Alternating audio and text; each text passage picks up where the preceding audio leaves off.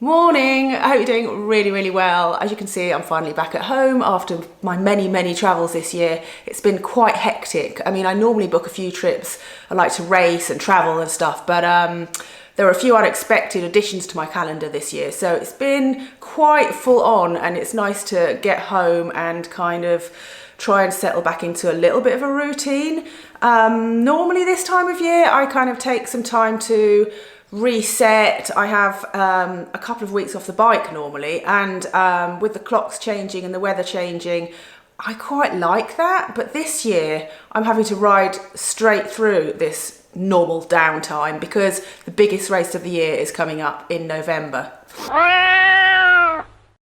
Before we carry on, just wanted to say thanks to HelloFresh for sponsoring this video. I'm going to do some cooking later, but now back to what I was trying to tell you.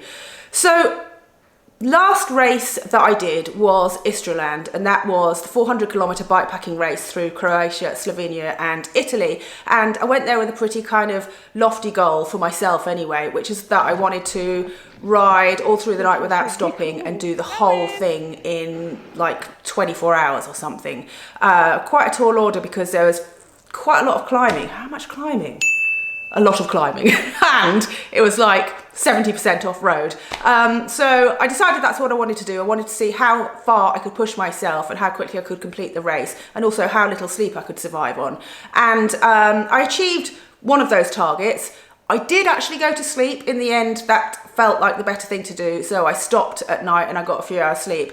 But when I was riding, I pushed myself as hard as I could go, and I made a deal with myself never to stop unless I was buying food. And even then I would chug my drink walking out the shop and then stuff the food into my race bags and carry on. I'd eat on the move. I didn't stop ever, apart from one little brief pause on a climb where I just suddenly gave up for a second. But that was very short-lived because there was another rider behind me and they were like, come on.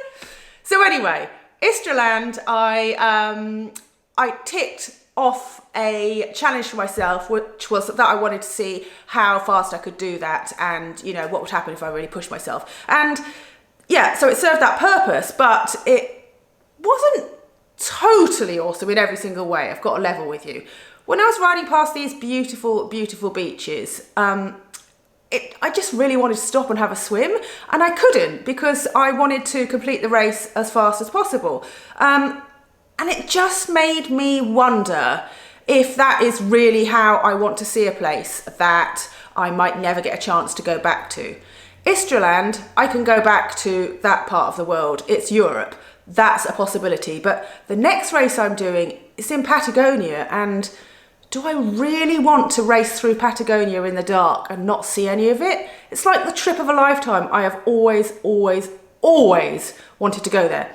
The other thing that's kind of playing on my mind at the moment is, I've got to be honest with you, I'm just feeling really like I can't be bothered with very much at the moment. I mean, of course I want to go to Patagonia. I can very much be bothered with that. But back here, the weather's changing, the clocks are changing, it's dark and cold, and I'm just really tired. So I'm struggling to motivate myself to do very much. I feel like I want to do the normal kind of mini hibernation that I do at this time of year and kind of just take a moment to reset and relax. And well, I can't really because Patagonia.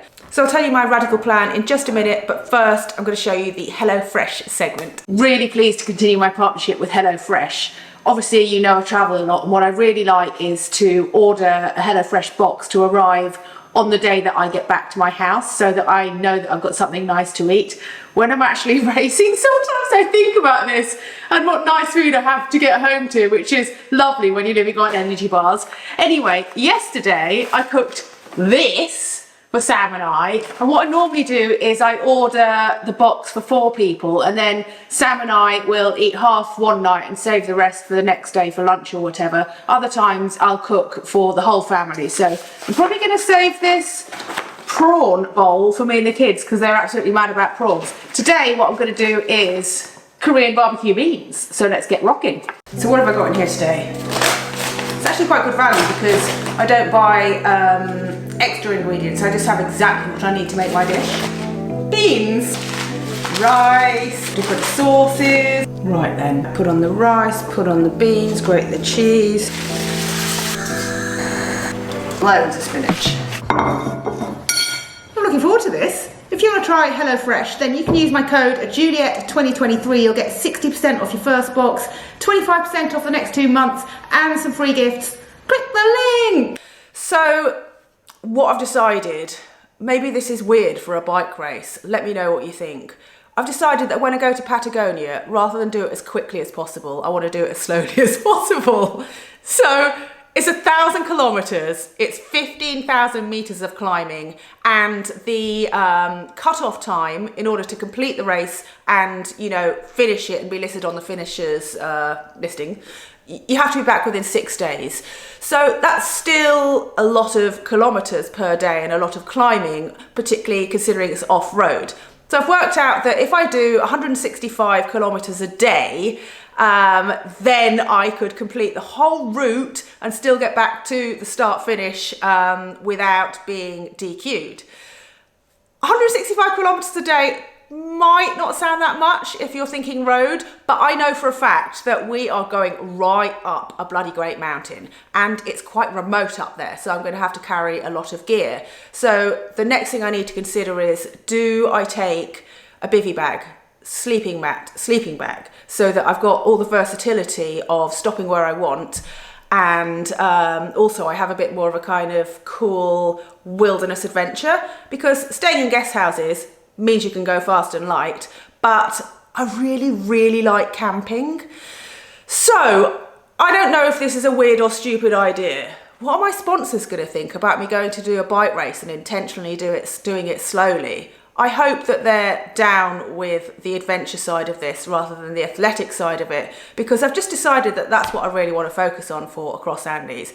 I think it's still going to be hard to complete it in time because the temperatures can vary wildly, so I'll likely be carrying, well, I'm going to have a big bar bag, I'm going to have the race saddlebag from Restrap, probably 2 food pouches, and the long race top tube bag. So that's a lot of gear compared to what I had in where was I? See, I told you I'm tired.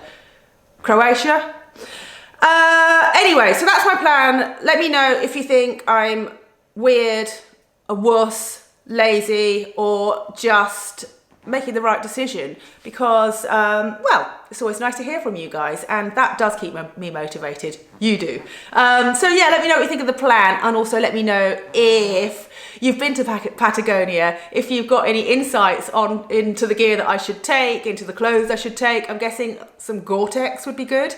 I could talk you through the setup that I've chosen. I've put these Aero TT bars on for the first time and doing a few little other changes. So yeah, let me know what you want to see and let me know what you think of my plan. Yay or nay?